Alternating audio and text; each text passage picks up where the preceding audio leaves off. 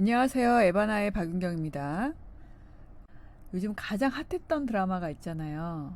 부부의 세계라고. 보셨나요?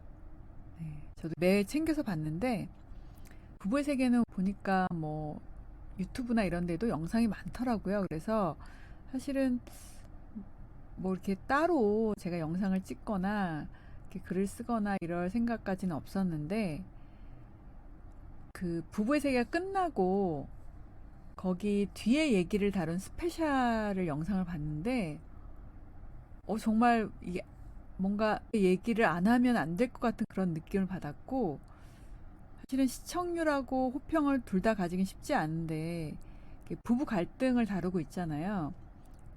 그러면서도 전생이나 출생의 비밀 같은 그런 요소도 없이 다양한 인물들의 여러 가지 변형된 갈등들을 새롭게 그리고 세련되게 다뤄서 큰 성공을 다룬 것 같은데요. 부부관계를 다루고 있지만 결국에는 인생을 어떻게 볼 것인가, 나를 어떻게 바라볼 것인가를 말하고 있다고 생각이 되거든요. 제가 30대 초반에 어떤 남자분을 만나가지고 얘기를 나누다가 이 부부의 세계 얘기가 나왔어요. 근데 그분이 뭐라고 했냐면, 요즘 주변에 여자분들이 부부 세계 보고서 저한테 자꾸 남자들은 왜 그러냐고 얘기를 해가지고 자기는 너무 당혹스럽다는 거예요. 같은 남자지만 자기도 이해할 수 없다는 거죠. 근데 여기서 보면 이제 여자분들의 질문이, 이제 남자들은 왜 그래요? 라는 질문에는 뭐가 있냐면, 남자는 다 그래요? 네. 당신은 저 사람이 이해가 되나요? 이런 부분이 있는 거죠. 그 질문을 받았을 때 어떤 느낌이었냐고 물어보니까 약간 당혹스럽고 공격받는 것 같았다라고 얘기를 하더라고요. 이게 남성과 여성 어떤 한쪽으로 해서 얘기를 나누게 되면 굉장히 좀 서로 더 갈등만 깊어지게 되는 게 아닌가라는 생각이 듭니다. 그래서 인간에 대한 부분으로 봐야 된다는 생각이 들어요. 뭐 제 주변에서 실제로 본 적은 없지만 부부의 세계에 나온 남성과 여성, 그러니까 남자 주인공과 여자 주인공, 지선우와 이태호가 바뀐 상황도 얼마든지 있을 수 있다고 생각이 들거든요. 그리고 부부를 얘기하고 있지만 심층적으로는 어떤 신뢰나 관계, 그리고 가족, 그런 보편적인 부분들을 얘기하고 있다는 생각이 들었습니다. 그렇기 때문에 또 사람들의 호응을 많이 받지 않았나 라는 생각을 하게 됐는데, 그 작가와 연출자가 정말 치밀하구나. 그래서 명품이라는 말이 붙는 드라마와 명품이 붙지 못하는 드라마의 차이점은 디테일에 있지 않나라는 생각이 들었어요. 여기 이 드라마 부부의 세계에 있는 많은 요소들이 다른 드라마에도 있었던 겁니다.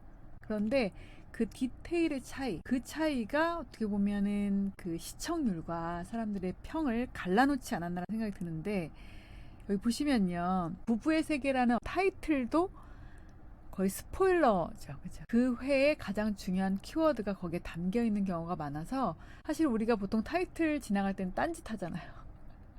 그런데 부부의 세계만은 정말 눈을 동그랗게 뜨고 보게 되죠.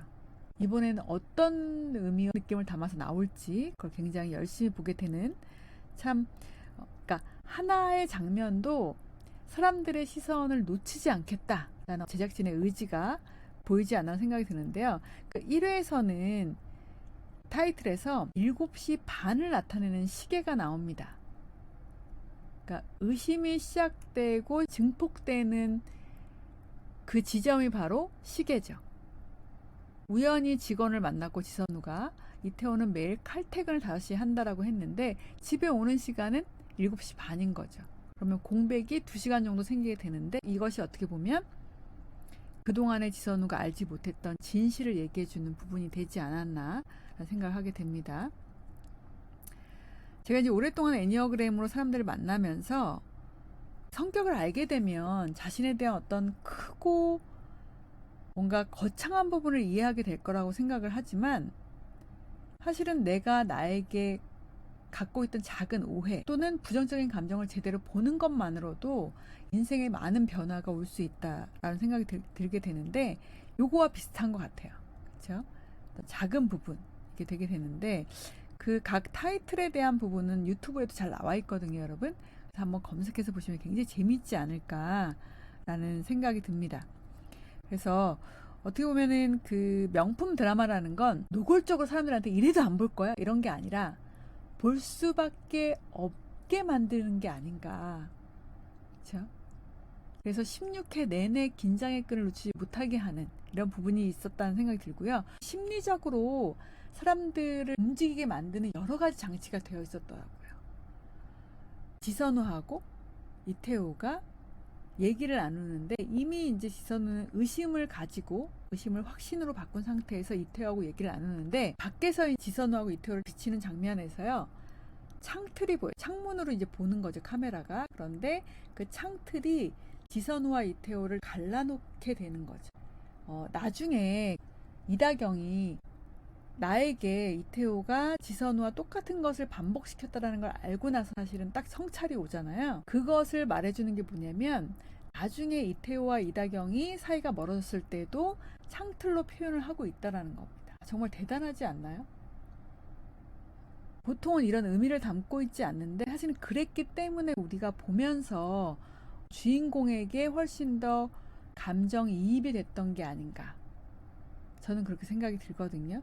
여러분들도 한번 이걸 찾아보시면 이 작가와 감독은 어떻게 보면은 좀 너무 자극적으로 만들었어 라는 생각을 하게 만드는 드라마임에도 불구하고 이렇게 사람의 심리를 알고 그리고 1회부터 16회까지 정말 꽉 짜여진 판을 가지고 디테일하게 배치를 했기 때문에 사람들이 저럴 수 있어?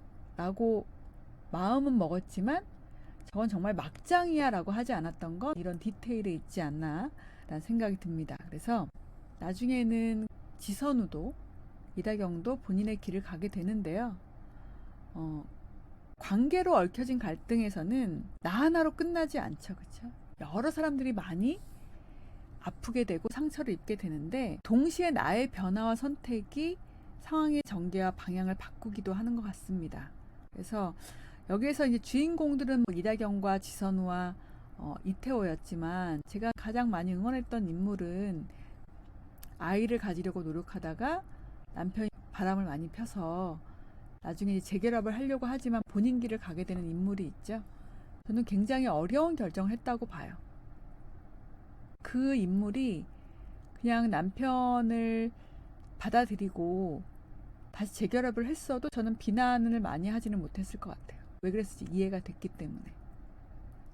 그리고 헤어지고 본인의 길을 갔지만 남편을 사랑하지 않았던 건 아닌 것 같습니다. 사랑하지만 이미 깨져버린 관계 그리고 불신을 가지고 오래가지 못할 거라는 걸 이미 알고 있었기 때문에 아프지만 그 관계를 놓고 새로운 본인의 홀로서기를 선택하지 않았나 라고 생각해서 저는 많이 응원을 하게 됐었거든요. 나를 제대로 보는 것이 관계를 잘 정립하고 갈등을 슬기롭게 하는 가장 중요한 기준점이 되지 않나 라고 생각합니다.